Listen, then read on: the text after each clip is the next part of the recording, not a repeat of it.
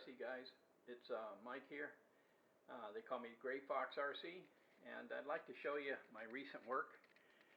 This is, as you all know what it is, it's the LOSI DBXL-E v2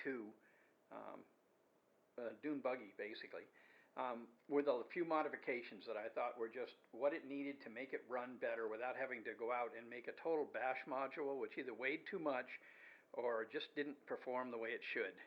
After working on a number of things, I've decided to share that with you. So what you're seeing here is I've put the heavier shock oil into the shocks. I'm using 60 weight oil.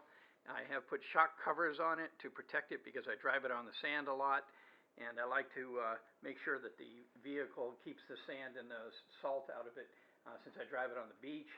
I've gone with the Proline tires, the what do they call them, the Monster X's, which are a perfect fit for this one.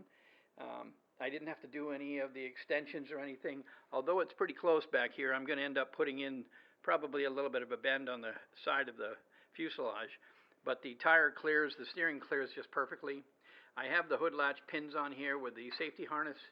I've gone and put a windshield in it, and I've put on the protective covering for the light bar. Seeing how I drive it on the beach, again, I don't want the sand and the salt water in there, so I think that's a better way to do it.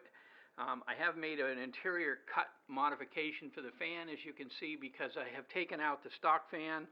And if I flip this up to show you, I've made modifications with the engine. I'm keeping the original engine, which I do like. The Spectrum motor is a good motor. However, I put on the dual cooling fans along with the cooling fins, and the whole unit just plugged right on, and I purchased that on Amazon, and it was very inexpensive and a very good fit for this model. I also put on the MAX5 ESC, and I've added that with the 200 amp version. I've changed the internal gear on the motor from the standard one, which I believe is a 13 tooth, to an 18 tooth. I'm using dual servos, as you can see here. I put in dual servos, and I've also replaced all of the plastic parts or the nylon parts with this all aluminum, including an aluminum top piece here from my servo saver. And the same solid arms come with the servo kit, build-up kit, with these metal aluminum arms, and they're double secured with separate little nuts on them, so they're pretty tight, and they seem to be doing the job just fine. Other than that, I have on the back here, these are 9,000 batteries. These are from Zeee. They are 4S's, and I have 2 of them in there, and I have a servo alarm right there, which lets me know if the battery is getting weak or getting near its end point. It starts beeping really loud so I can hear it. Really do like the shock covers, though. That was a great addition. I mean, it added a lot of class to the vehicle. You can see back here I have the aluminum as well on the back end for the support. I just think it's a better call. All in all, the vehicle is a very well built vehicle, but there's a lot of little things I've noticed that out of stock boxes that I don't want to see. I've changed the diff oil on the front here to 100, the back as well to 100, and then I'm putting 5,000 in the center, which should be able to allow the transfer of the power between the wheels a little better than what comes out of the box. It's a lot stiffer, so I think it'll work better. But like I said, the shock covers are really nice features to this. When you put on the wheels, you can see the size. It is substantially larger than out of the box model. The overall kit in this format, I'm getting close to 65 miles an hour on a straight. I found that the front wheels actually pull significantly more than the back wheels do on the solid surfaces, but in the dirt this thing is perfectly matched on the wheels. It just gets up and goes. Unlike a lot of models which tend to just ride wheelies off the start, this thing digs in all 4 and just takes off, and it goes like a bat out of heck. The other good things about this, the radio, I've taken the standard radio and I put on the adapter on the top, as you can see here, for the phone, so I can use the little software desktop that they have. It's called a Spectrum dashboard, and I can watch and monitor the engine temperature, the alarms in case the engine batteries get low, so I know how much voltage is in the batteries. I am not using the Spectrum battery, so the little lights on top don't actually work. I haven't yet wired up the additional extra plug and put it onto the receiver so that I could see those, but that is the next piece that I'll add to this. I do have the Bluetooth module in here, so it can take the phone and take what's coming out of the radio and transmitter and put it into the phone so you can see it on the dashboard and get more precise information from the model.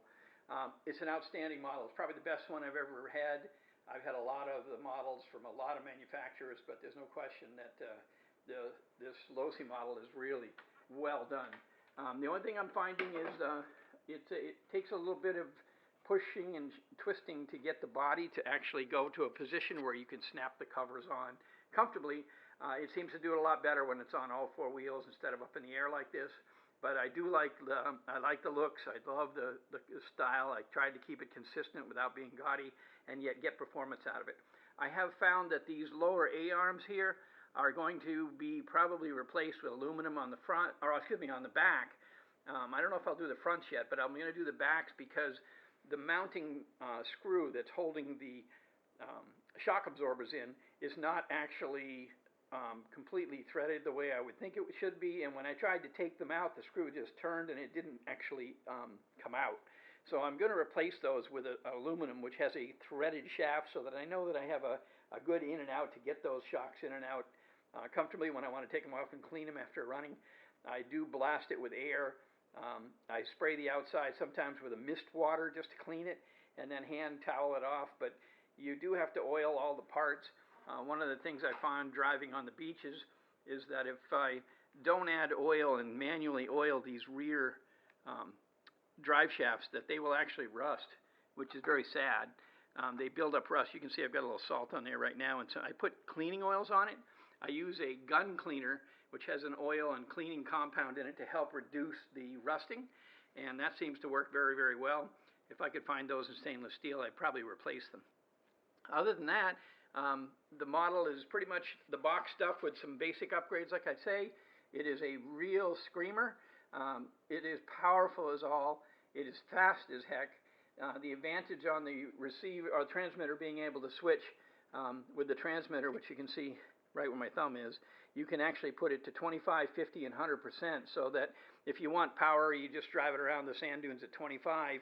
You give it full throttle, you're not tearing them up, you're just running up and down the dunes with a lot of power. When I go to 50, I have plenty of speed to get up and down. If I'm on the flat beach, it's at 100% where I can open it up to a good 65 easy, and it just tears. It does not want to do wheelies, it just digs in. It does not want to flip over easily. With these wide tires, it just seems to cruise very comfortably. So I'm very impressed.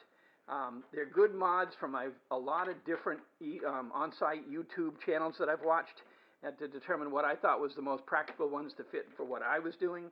And this is what I have done, and this is the way the model comes out looking. And I hope that this video gives you some insight as to the potential of what you can actually do with this model. It is a spectacular running truck. That's all from me. This is Gray Fox signing off. Thanks for listening.